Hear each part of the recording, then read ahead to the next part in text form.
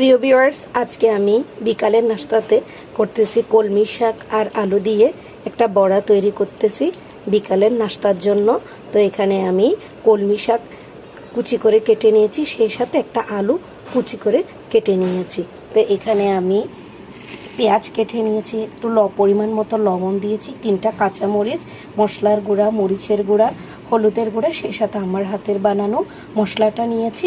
আবার এখানে আমি একটু গাম ফ্লাওয়ার আর একটু ময়দা নিয়েছি পরিমাণ মতো করে। তো এখানে আমি সবগুলো একসাথে মিশিয়ে নিচ্ছি।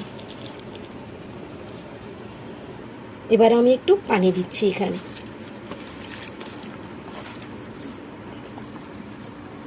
তো ভিউয়ার্স, আমি সুন্দর করে মেখে নিয়েছি এগুলো।